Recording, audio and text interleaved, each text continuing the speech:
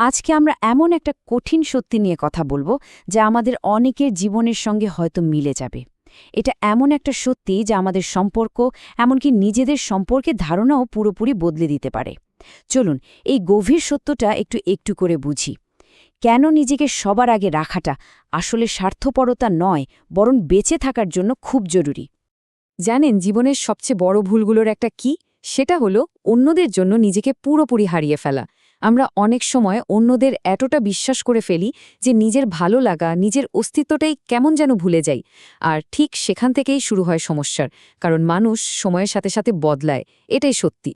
তো চলুন একটু গভীরে গিয়ে দেখি, এই যে অতিরিক্ত বিশ্বাসের ফাঁদ, এটা আসলে কি, আর কিভাবে এটা আমাদের অজান্তেই আমাদের সম্পর্কগুলোতে একটা অদৃশ্য দেয়াল তুলে দেয়। এই কথাগুলো কি খুব চেনা লাগছে? একটু ভেবে দেখুন তো, যে বন্ধুটার জন্য হয়তো সব কিছু করা হয়েছে, আজ হয়তো সেই বন্ধুটাই পাশে নেই। যাকে নিজের পরিবারের চেয়েও বেশি আপন ভাবা হয়েছিল, সেই মানুষটাই মুখ ফিরিয়ে নিয়েছে। এই যে কষ্টদায়ক পরিস্থিতিগুলো, এগুলো কিন্তু বেশিরভাগ সময়ই অতিরিক্ত বিশ্বাসের ফল। যখন আমরা নিজেদের উজাড় করে দিই, তখন বিনিময়ে অনেক সময়ই শুধু আঘাতই পেতে হয়। মানুষের স্বভাব নিয়ে একটা তেতো কিন্তু খুব জরুরি সত্যি হল, অনেকেই ঠিক ততক্ষণই সাথে থাকেন যতক্ষণ তাদের কোনো প্রয়োজন বা স্বার্থ পূরণ হয়। এটা শুনতে হয়তো খুব খারাপ লাগছে, কিন্তু চারপাশে তাকালে দেখা যাবে অনেক ক্ষেত্রেই এটাই কঠিন বাস্তবতা। চলুন এবার একটা বাস্তব উদাহরণের মধ্যে দিয়ে ব্যাপারটা বোঝার চেষ্টা করি। দেখি কিভাবে এই আত্মত্যাগ বাড়তে থাকে আর দিনের শেষে এর আসল মানসিক মূল্যটা ঠিক কী দাঁড়ায়। চলুন একটা গল্প ভাবা যাক। ধরুন এমন একজন মানুষ যিনি তার পুরো জীবনটা, তার সবটুকু শক্তি আর সময়ে শুধুমাত্র তার পরিবার বা প্রিয়জনদের ভালোর জন্য উৎসর্গ করে দিয়েছেন। নিজের যা কিছু স্বপ্ন ছিল সব কবর দিয়ে দিলেন। নিজের ক্যারিয়ারের কথা একবারও ভাবলেন না। সব কিছু দিয়ে দিলেন শুধু অন্যদের মুখে হাসি ফোটানোর জন্য। নিজের বলতে আর কিছুই বাকি রাখলেন না। আর এটাই হলো ত্যাগের সবচেয়ে বড় পরিহাস।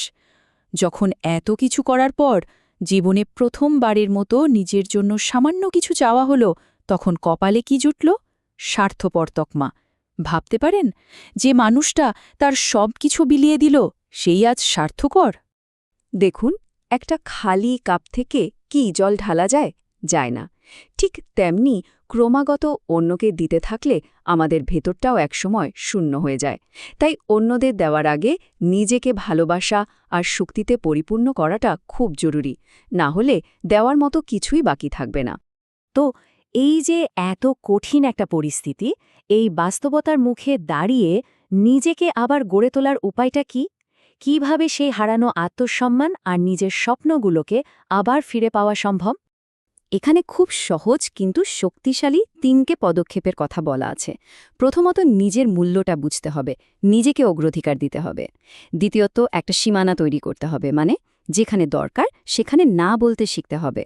আর সবশেষে নিজের স্বপ্নে সময় আর শ্রম দিন, কারণ দিন শেষে কিন্তু আপনি আপনার সাথে থাকবেন, আর কেউ না।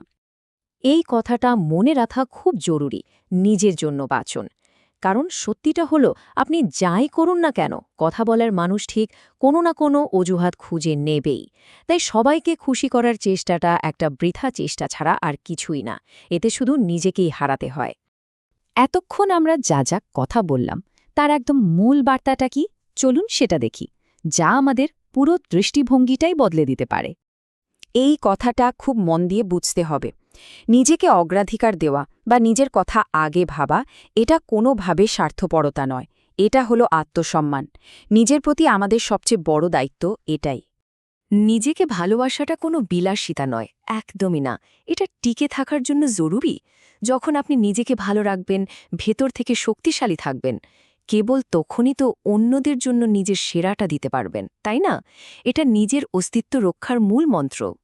তাহলে আর দেরি কেন? আজ থেকে, ঠিক এই মুহূর্ত থেকে শুরু করা যাক।